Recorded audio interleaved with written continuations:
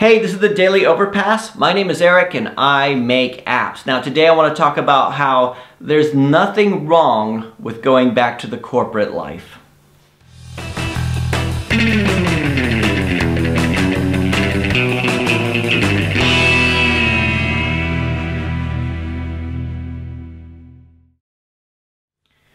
Okay, so last week I did video 297 where I talked about whether or not I would take a corporate job if it paid more than Overpass did. If I could be paid a lot more for a corporate job, would I take that or would I continue to work on Overpass? And my response was, I could get a job that pays more now. That's always there. And I'm working on Overpass because I'm trying to make that work, right? So, you know, and there was some really good comments that came out of that, and I responded to a bunch of them because some people said some really nice things, and I wanted to put things in perspective. First of all, there's a lot I need to work on, right? So if I sounded cocky or oversure of myself, anything, I apologize because for me, my head's still just above water, and I'm still working on things, and there's a lot I need to improve. If it seems like I'm in control of everything, a lot of the times I'm not, and it's kind of funny when you think about how out of control things are sometimes. But you know what? I'm still trying. But there was a really good comment here from Eric Vaughn, and Eric, I hope you don't mind me reading this on the channel here. He said, "I'm at the point where I'm looking for the corporate job, money, benefits, etc. because entrepreneurship didn't work out for me, but I'll continue to work on my stuff on the side."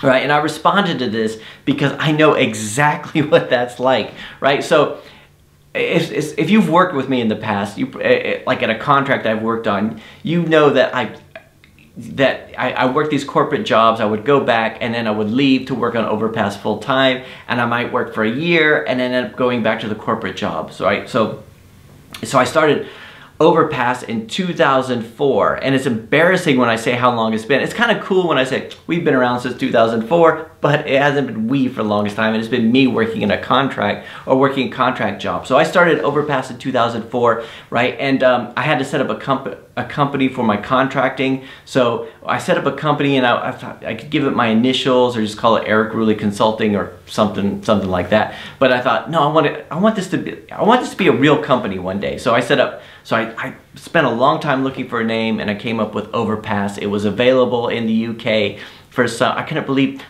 the name was available, and it turns out because they don't say Overpass in England, they call it a flyover. But anyway, I got the name. So I set it up and everything, but I was still contracting. But I thought one day I want to go out and build my own software company with my own clients, and set up my own agency and be my own boss, all that kind of stuff. Right. So in 2006. I had a lot of money saved up for working on some of these contracts, right? Where I thought, now's the time. Now's the time to set off on my own, and I'm gonna go out and get clients, and I'm gonna start my own software company, and it's gonna be fantastic and everything. So I left the really well-paying job and worked on Overpass full time, right? And I did like a lot of people do, is I set up the website, got my business cards. I did a little bit of cold calling, but I was really bad at it, so I kind of stopped, and a lot of it was just fear.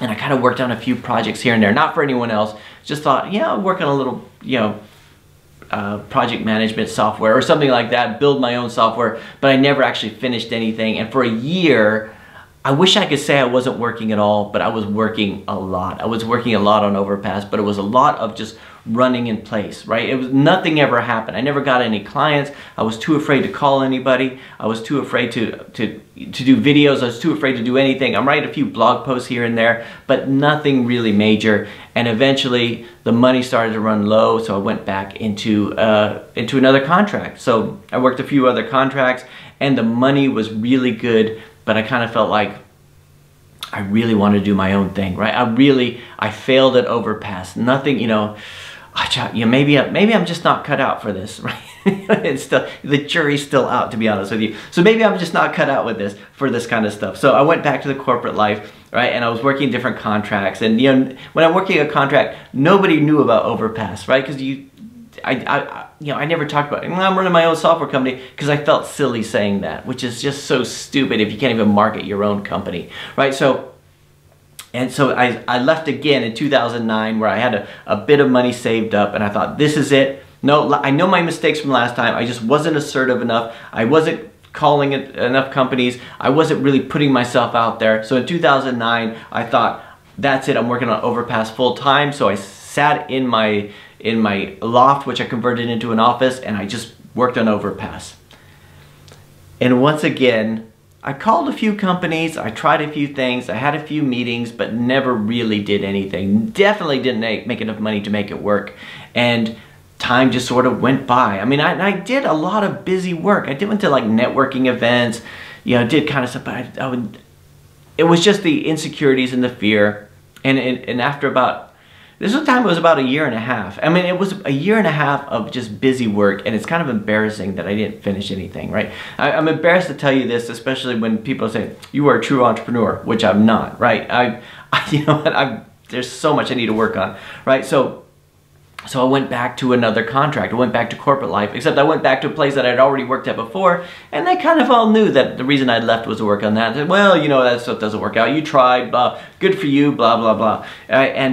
But part of me was just, I was eating myself up inside, because I'm thinking, you know what, I tried and I failed. You know, I really wanted this to work. I feel a bit silly that none of this stuff worked out and everything like that. And then, you know, but then part of me was thinking, it was like dying in a video game. Like, you thought, if I just had one more chance, I would do it differently, right? So, but you know, I didn't want to put everybody through that again, like in my family and stuff. So I thought, I'll just keep working the contracts, keep doing that. And then in 2012, that's when I did my first app, and I saved a bit of money. I was coding the app myself, and then I realized, you know, I was never gonna finish this thing. I was too busy. So I hired some developers in India. They did the code, right?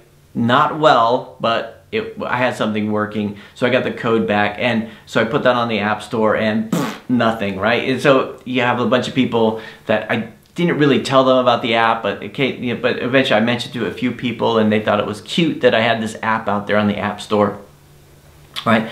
But eventually I started, you know, putting more money into it, tweaking some of the settings, reading things here and there, putting a few different other apps out there, and it started to get a little bit of momentum, and we started to get a little bit of revenue, right? And eventually I started to get to a point where I got used to, you know, doing keywords and tweaks and stuff like that. I got a little bit more brave, like a little bit more confidence, like I actually had a product. I had a product out there, and then I could start, you know, marketing myself to companies and emailing, and eventually I started getting clients. And it was hard because I was working, I'm sorry if this story is boring, right? So for those of you who are still with me, so I was at the point where I was working full-time at a contract, 5 days a week, and I had clients coming in, which I wasn't going to turn away. So I started trying to arrange meetings for the evenings and weekends, and I was taking long lunch breaks to call them back and stuff like that, because I didn't want to cheat the company I was with, because they were paying me.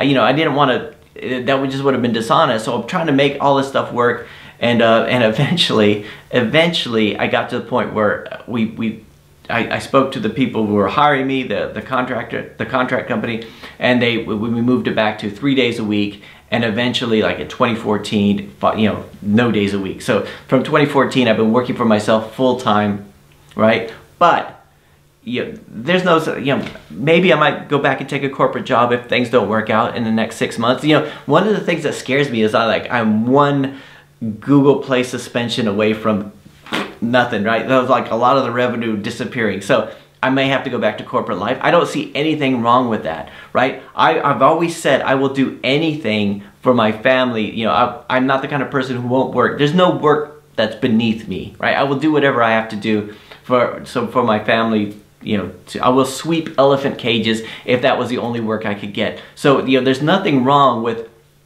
going and taking on a corporate job and still working on the stuff on the side. I've done that over and over again. I may do it again in the future, right? But you're always, you know, other people look at you and they think that you are where you're meant to end up, but you know where you're going, and you know what the end goal is, and you know what you're working towards, right? And so, I don't know, some of you guys out there have similar experience. Please let us know in the comments, those of you who are working for yourselves, have you had this kind of thing where occasionally you have to go back and take a job and work on those kind of stuff? Because I sure have, right?